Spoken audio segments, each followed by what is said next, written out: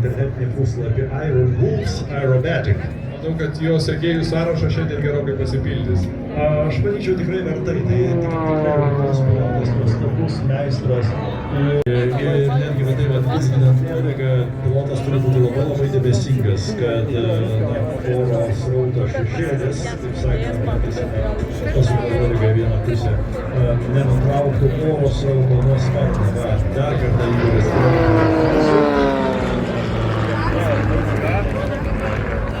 Tiesiai į dangų. Taip. Kažkur čia tarp mūsų turėtų būti Igorio treneris Saulius Galeckis, kuris stebi kiekvieną jo pasirodymą visada. Žmogus, kuris išmano akrobatikos meistrą. O, štai, matau Eltoną. Eltonas kaip visada su radijo stotele. Tai visiškai skirtingas orlaivis nuo to, kurį ką tik matėme pilotuojama Igorio. Tai Stow.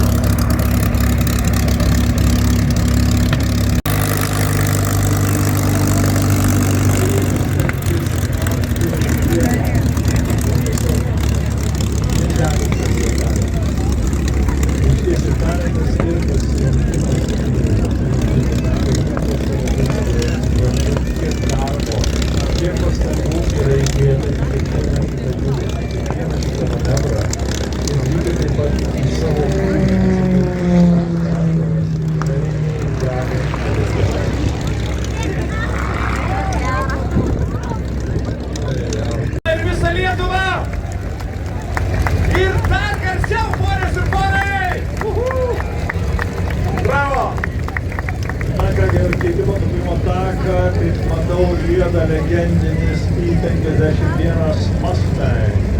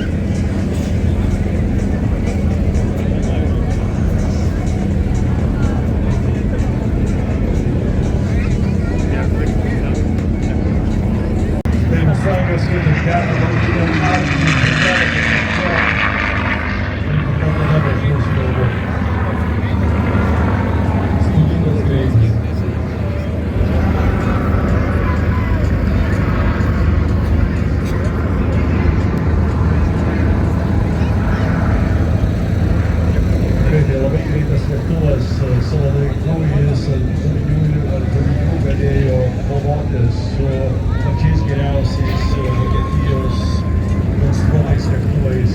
Mes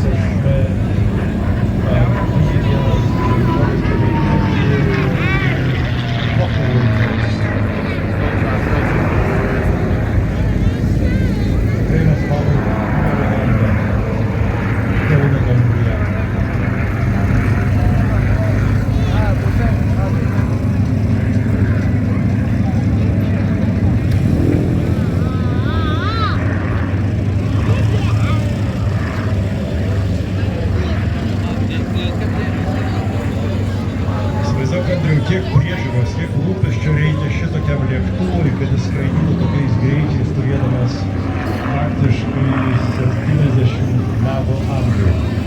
Skaičius nelieka, nes taip įsivaizduoju, kad ilgai lygiai tas pat gyvenimo būdų. Pradėdamas skaičiuoti nei valandų, nei laiko, nei lėšų skirtų tokiam džiaugsmui. Taip, aviacija yra toksai dalykas, kada tu gyveni, o ne šiaip užsiiminėjo. Yra vienas aviatorių posakis, kad aviatorius niekad savo nuosavybės ir visų, kurie laiko jie rūpinasi, o tada perduoda jį rūpintis kitam.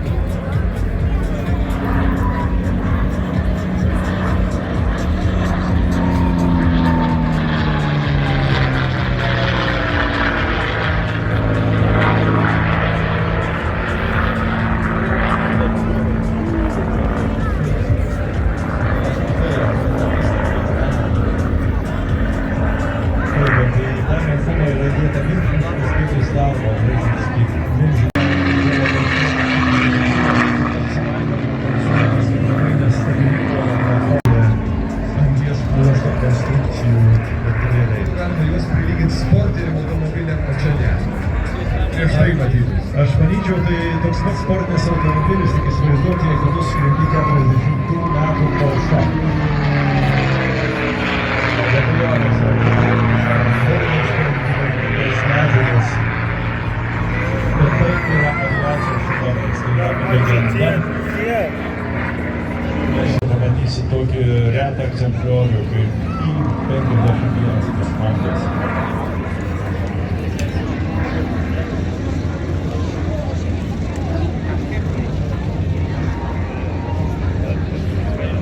Mes anksčiau minėjom, tai yra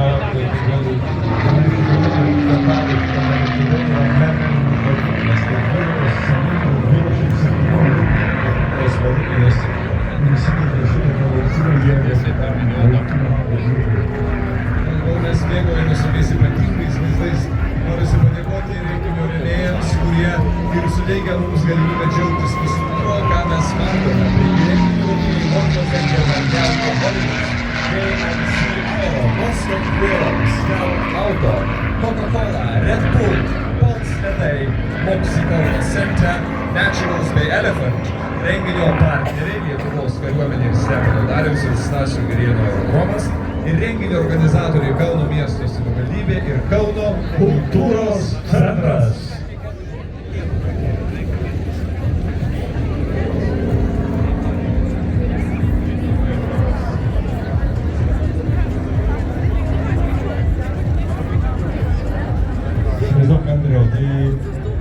Karo metų šedevras, bet jame nėra jokios mechanizacijos, jokių vairo stiprintuvų, jokių paturbinimų. Tai tiesiog grynai ranka ir protu valdomas variklis. Kiek daug reikia proto. Iš tiesų proto reikalavo daug, nes turbūt piloto protas veikia truputėlį kitaip. Praktiškai tu turi labai skirti dėmesį ir prietaisams, skirti dėmesį aplinkiniai erdvėjai, skirti dėmesį pajutimui, ką tau sako lėktuvas, kaip jis jaučiasi, kaip jis skrenda. Na, žodžiu, vienas iš didžiausių iššūkių kiekvienam pilotui tai yra dėmesio paskirstymas. Ir visi, kas mokosi bent kiek skraidyti, kas studijuoja aviaciją, tikrai įgauna įgūdžius,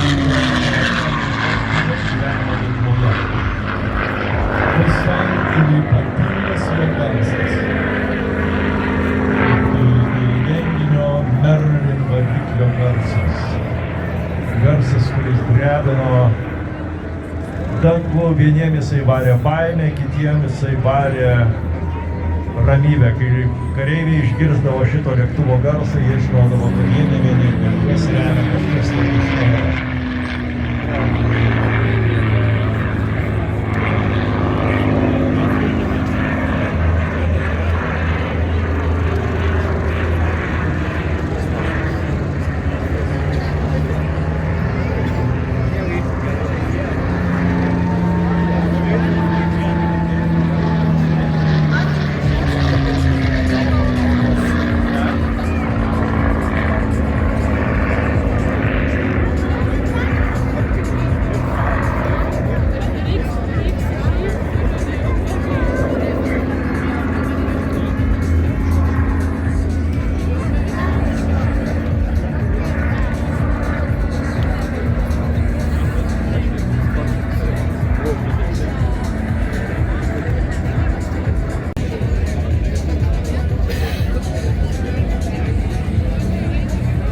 Kągi, legenda ateina tūpti.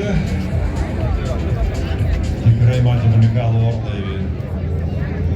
O jį žada pakeisti Ambo akrobatinė grupė, kuri laukia išėjimo į kilimo tušimo taką. Tikrai taip.